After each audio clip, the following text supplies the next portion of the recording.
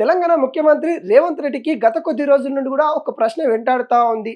జనసేన అధ్యక్షులు పవన్ కళ్యాణ్ గారికి జూన్ 2న తెలంగాణలో సభ పెట్టుకోవడానికి ఎందుకు పర్మిషన్ ఇవ్వలేదు అనే ప్రశ్న జూన్ 2 నుండి కూడా సీఎం రేవంత్ రెడ్డిని వెంటాడుతూనే ఉంది. దానికి ఈరోజు చిట్చాట్లో సమాధానం చెప్పారు. లా అండ్ ఆర్డర్ సంబంధించిన ఇష్యూ మరి తలెత్తే అవకాశాలు ఉన్నాయి. ఇక్కడ లా అండ్ ఆర్డర్ ప్రాబ్లం వచ్చే విధంగా ఉంది కాబట్టి మేము సభకి పర్మిషన్ ఇవ్వలేదు. అక్కడ సభల పేరుతోని లా అండ్ ఆర్డర్ ప్రాబ్లం కలిగిస్తామంటే ఊరుకునేదే లేదు అంటూ సీఎం రేవంత్ రెడ్డి చిట్చాట్లో చేశారు. అదేవిధంగా తెలంగాణలో స్వేచ్ఛ ఉంది, ఎవరైనా రాజకీయాలు చేయొచ్చు, పోటీ చేయొచ్చు. గతంలో కూడా అనేక పార్టీలు వచ్చాయి, మళ్ళీ తిరిగి వెళ్ళిపోయాయి. మరి అవన్నీ కూడా చూసి కూడా ఇప్పుడు పవన్ కళ్యాణ్ తెలంగాణలో పోటీ చేస్తా అంటున్నాడు.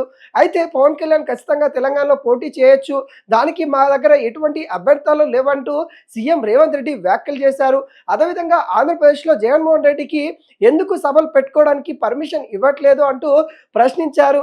ఈ వ్యాఖ్యలే ఇప్పుడు దుమారం రేపుతా ఉన్న పరిస్థితి కనబడతా ఉంది.